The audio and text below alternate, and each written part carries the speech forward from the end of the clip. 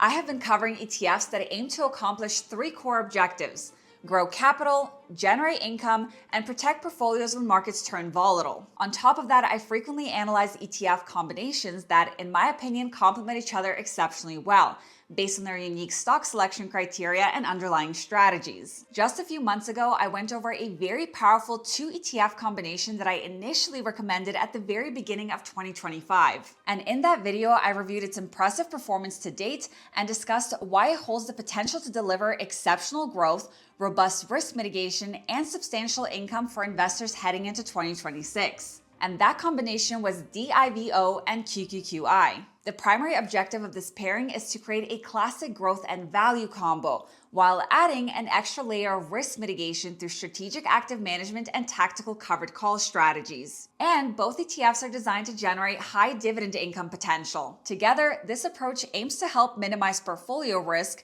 smooth out volatility, and support consistent dollar cost averaging while still capitalizing on strong upside growth. Over the past year, this portfolio has outperformed the S&P 500 while generating a very high average dividend yield of approximately 10%, with QQQI averaging yields around 13 to 14% and DIVO averaging around 5%, all while capturing significantly lower standard deviation and experiencing much smaller drawdowns. And to give you a brief summary of how the ETFs work, QQQI is a high-income covered call ETF that holds stocks within the Nasdaq 100 and sells covered calls against them to generate premium income, which is then distributed to investors as a sizable dividend yield of roughly 13%. This ETF is able to capture growth that is broadly similar to the Nasdaq 100 while helping to reduce overall volatility thanks to its high income generation, which acts as a cushion on the downside. DIVO, on the other hand, is a value-oriented dividend ETF that combines qualified dividends from its underlying holdings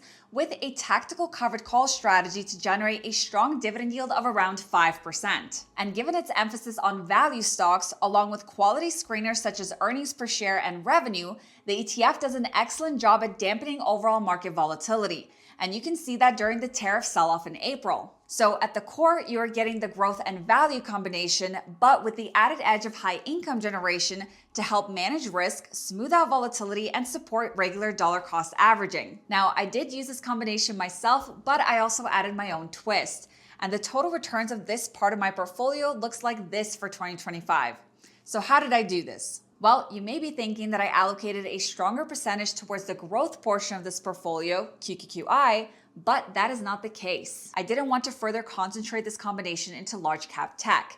Instead, I wanted to diversify the exposure into different sectors. Because in my view, one of the most effective ways to enhance overall portfolio returns is to take a step beyond ETFs and selectively add individual stocks. I like to think of this as filling in the gaps of the ETF combination with targeted opportunities that aren't as well represented within the two funds, while avoiding overconcentration. Now, what were these individual stocks? Well, here's the list. So what you're looking at here is a portfolio with a 50-50 split between DIVO and QQQI over the past year.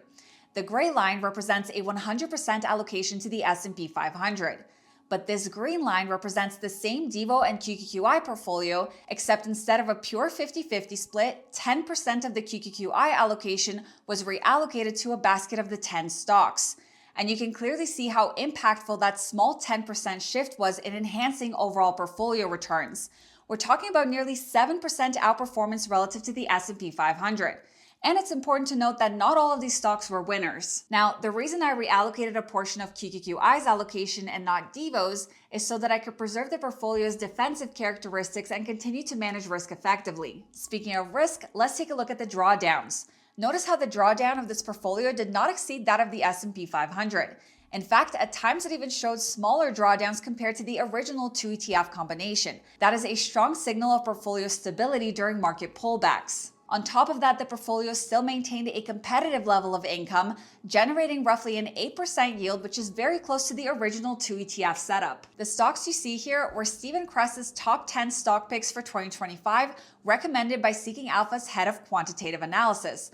And like I said, I personally allocated 10% of my portfolio to the stocks at the beginning of 2025. And during the year, these top 10 stocks returned over 55%, outperforming the S&P 500 by more than 2x. Now, you might be thinking 1 year doesn't really tell us much. So how about 2024 and 2023? And most importantly, what will the stock picks be for 2026? Well, in 2023, his top 10 stock picks returned roughly 80%. And in 2024, his top 10 stock picks returned 125%. Of course, past performance does not guarantee future results. Now, on January 6th, Stephen Cress will actually be speaking live where he will be breaking down his top 10 stock picks for 2026. Alongside him, several top investing group leaders will also be sharing their expert insights, so I highly recommend signing up for Seeking Alpha and tuning in. You can register and get access using my link down below. You do need to be a Seeking Alpha member, so if you're not already, you can use my link to receive $30 off the premium plan. All premium members, Alpha Picks members, and pro members receive access to Steven's top 10 stock selections. All right, so let's take a look at the historical performance and dive into the individual stock selections so that you can get a better understanding of what to expect. Now, how were each of these stocks selected? Well, it comes down to a combination of in-depth quantitative analysis with a focus on key financial metrics, such as earnings growth, revenue growth, valuations, and one of my favorite stock picking criteria, momentum. And again, past performance does not guarantee future results, and this is not financial advice. I am simply sharing one of the tools and frameworks I personally use. Let's look back at the beginning of 2025. I'm going to walk through 3 of the top 10 selections to give you a better understanding of what to expect. For example, Credo Technology, which is a technology stock, experienced explosive growth in 2025, appreciating by 114% in a single year. When we look at the underlying company metrics, Credo ranked as the number 2 semiconductor stock within Seeking Alpha's quantitative ratings and was at the forefront of the AI boom. Its growth metrics were especially compelling. Forward earnings per share growth exceeded the sector median by more than 500% at the beginning of 2025. And with a PEG ratio of just 1.5 at the time, the stock was actually trading at a slight discount relative to its growth potential. Analysts were projecting an extraordinary 360% year-over-year EPS growth for the following quarter. Now, let's take a look at another example, Argan Inc. Much like Credo, Argan experienced exceptional growth over the past year, appreciating by 133%. This stock sits within the industrial sector, and at the beginning of 2025, it had extremely strong momentum grades while trading at a very attractive valuation. It was also well positioned to benefit from the surge in the energy demand, driven by the AI boom and the rapid expansion of data centers. And in Q3 of 2024, the company posted its strongest quarterly earnings result on record with revenue growth of 57%. Another one of the top picks was Urban Outfitters, which year to date has appreciated by 49%.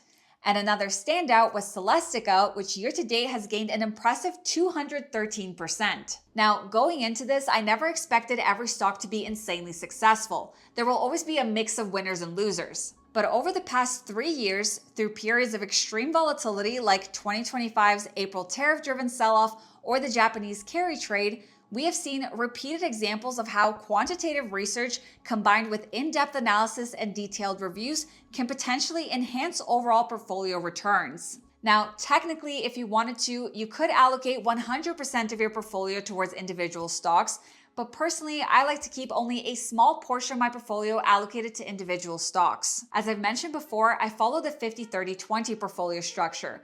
For dividend investors and more conservative investors, I especially emphasize the value of dedicating a small slice of the portfolio to these types of opportunities. Strategic diversification is key. It allows you to balance stability and growth more effectively. And once again, just as a reminder, on January 6th, if you sign up with Seeking Alpha using my link down below, you will get access to Stephen Cress's live session where he will be revealing his top 10 stock picks for 2026. And just like in 2025, 2024, and 2023, you will receive a deep dive into each stock, giving you a thorough understanding of the thesis and its potential going forward. I've already registered myself and I'm genuinely excited, and I hope to see you guys there. A huge shout out to Seeking Alpha for sponsoring today's video. And that is all for this one. If you haven't yet, make sure you subscribe to my channel and hit that thumbs up button for the YouTube algorithm. Thank you guys so much for watching, and I will see you in my next one.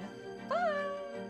This video is for educational and entertainment purposes only and is not financial, investment, tax, or legal advice. Discussions of ETFs, investing strategies, market updates, or specific funds are general, not tailored to your financial situation, and should not be relied upon for decision-making. Investing involves significant risks, including total loss of principal, and past performance does not guarantee future results.